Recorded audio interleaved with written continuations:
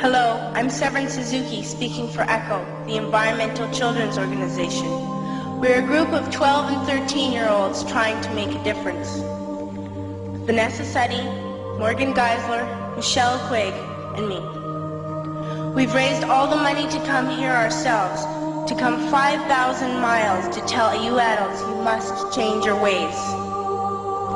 Coming up here today, I have no hidden agenda. I am fighting for my future.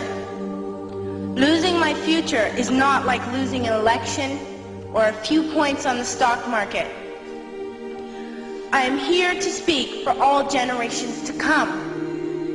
I am here to speak on behalf of the starving children around the world whose cries go unheard. I am here to speak for the countless animals dying across this planet because they have nowhere left to go. I am afraid to go out in the sun now because of the holes in our ozone. I am afraid to breathe the air because I don't know what chemicals are in it. I used to go fishing in Vancouver, my home, with my dad, until just a few years ago we found the fish full of cancers. And now we hear of animals and plants going extinct, every day vanishing forever. In my life, I have dreamt of seeing the great herds of wild animals, jungles and rainforests full of birds and butterflies. But now I wonder if they will even exist for my children to see. Did you have to worry of these things when you were my age? All this is happening before our eyes, and yet we act as if we have all the time we want and all the solutions. I'm only a child and I don't have all the solutions. But I want you to realize, neither do you. You don't know how to fix the holes in our ozone layer. You don't know how to bring the salmon back up a dead stream. You don't know how to bring back an animal now extinct. And you can't bring back the forest that once grew where there is now a desert. If you don't know how to fix it, please stop breaking it. Here, you may be delegates of your government, business people, organizers, reporters, or politicians, but really, your mothers and fathers, sisters and brothers, aunts and uncles, and all of you are someone's child. I'm only a child, yet I know we are all part of a family, 5 billion strong, in fact, 30 million species strong. And borders and governments will never change that. I'm only a child, yet I know we are all in this together and should act as one single world towards one single goal. In my anger, I am not blind, and in my fear, I am not afraid of telling the world how I feel. In my country, we make so much waste. We buy and throw away, and yet northern countries will not share with the needy. Even when we have more than enough, we are afraid to share. We are afraid to let go of some of our wealth. In Canada, we live the privileged life, with plenty of food, water, and shelter.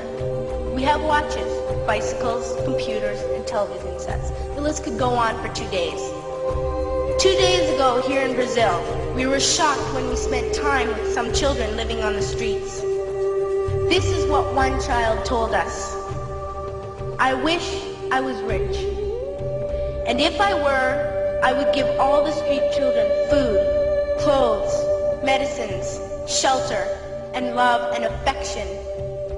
If a child on the streets who has nothing is willing to share, why are we who have everything still so greedy? I can't stop thinking that these are children my own age, that it makes a tremendous difference where you are born. That I could be one of those children living in the favelas of Rio. I could be a child starving in Somalia, or a victim of war in the Middle East, or a beggar in India. I am only a child, yet I know if all the money spent on war was spent on finding environmental answers, ending poverty, and finding treaties, what a wonderful place this earth would be. At school, even in kindergarten, you teach us how to behave in the world. You teach us not to fight with others, to work things out, to respect others, to clean up our mess, not to hurt other creatures, to share, not be greedy. Then why do you go out and do the things you tell us not to do? Do not forget why you are attending these conferences, who you're doing this for. We are your own children. You are deciding what kind of a world we are growing up in. Parents should be able to comfort their children by saying, everything's going to be all right. It's not the end of the world, and we're doing the best we can.